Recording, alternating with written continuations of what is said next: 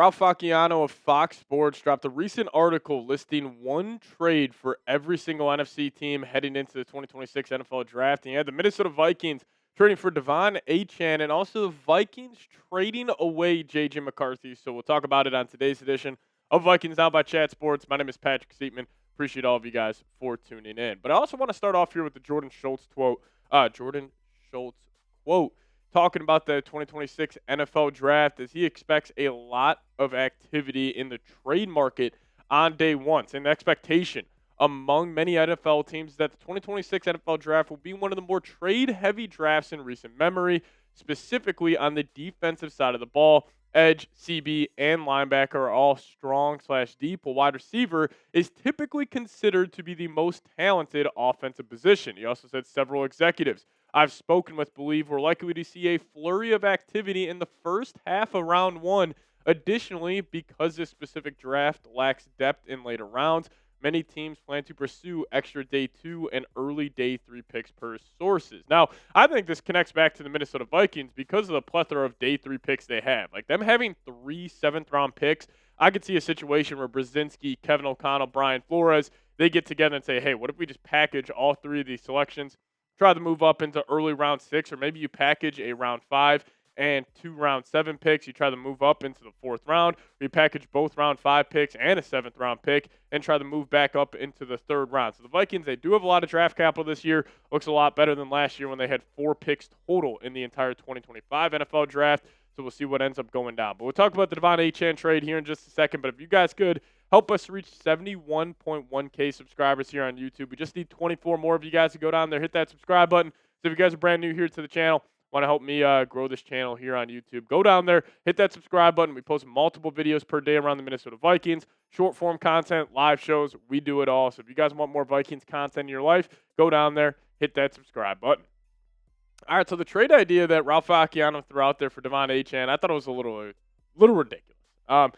He had the Minnesota Vikings sending the Miami Dolphins a 2026 3rd-round pick number 82, a 2026 5th-round pick number 163 for De'Von Achane. Now, in my opinion, there is no chance Miami accepts this. But if this is the trade capital that is required to trade for De'Von Achane, the Vikings should be flat out all over this. Honestly, I can make an argument every team in the NFL should be all over this because De'Von Achane is one of the best running backs in the league, and we have seen a resurgence amongst running backs and their value in the NFL over the last couple of years, as if you don't have a top-end back, it's tough to have a consistent running game unless you have one of the best offensive lines in the league. The Vikings' offensive line has been okay the last couple of years, but it has not been that top 10, even top 15 level compared to other NFL teams in the league. But I just doubt Miami ends up taking this deal of a 3rd and a 5th-round pick for one of the best premier backs in the NFL, still young, still on his rookie deal. So I think the trade value there is a little ludicrous, but could you imagine what a Vikings offense could look like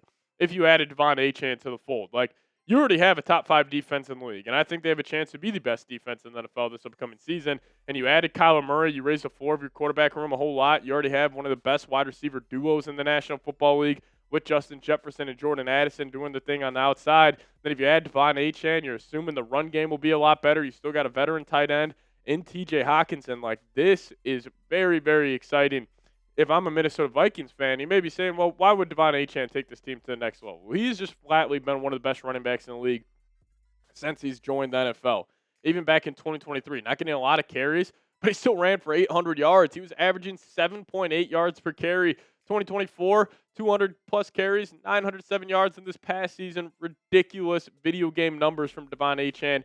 238 carries for just over 1,300 yards, averaging 5.7 yards per tote this past season. Now, the Vikings running back room this past year, I honestly thought they did a good job. Like, I thought Aaron Jones and Jordan Mason ran well, especially Jordan Mason. I thought, especially the last half of the year, we really saw his value out there on the football field. A physical downhill back, can find the end zone at a high level, has some receiving ability as well. And then Aaron Jones, a really, really good receiving back. But both these guys going for almost 800 all-purpose yards this past season.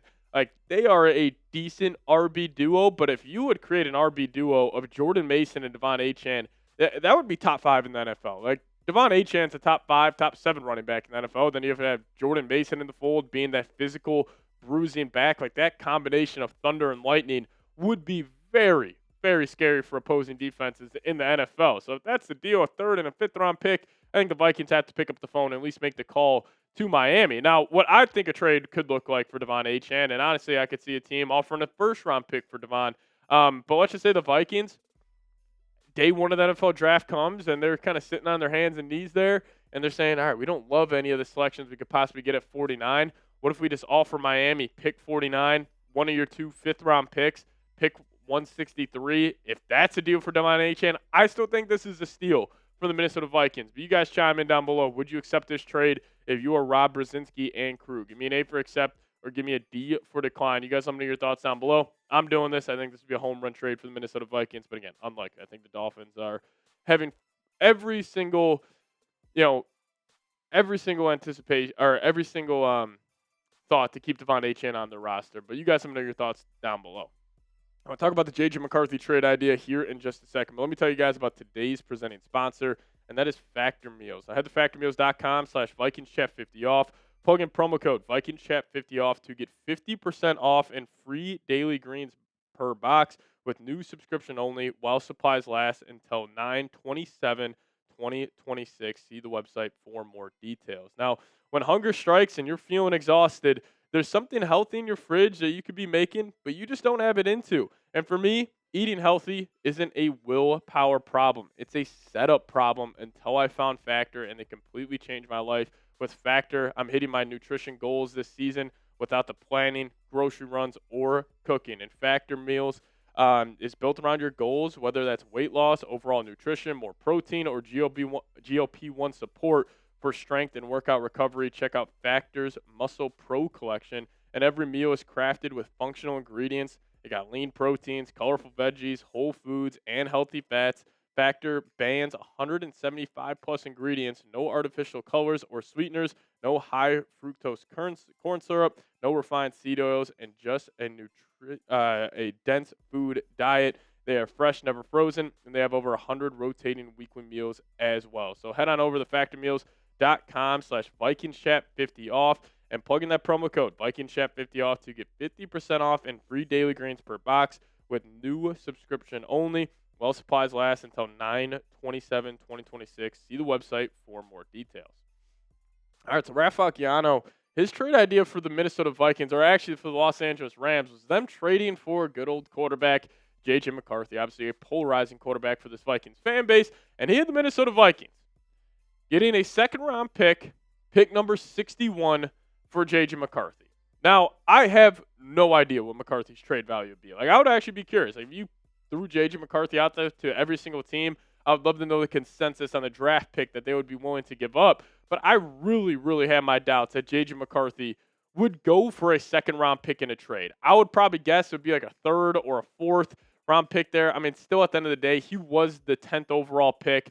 But I'm sure a lot of teams are looking at McCarthy where they're saying to themselves, well, if you can't work out with Kevin O'Connell, if you can't work out with Justin Jefferson, how are you going to work out with us? Like, still, the Vikings have one of the more QB-friendly situations in the entire NFL. But from the Vikings standpoint, if you get a second-round pick for J.J. McCarthy, you have to do it.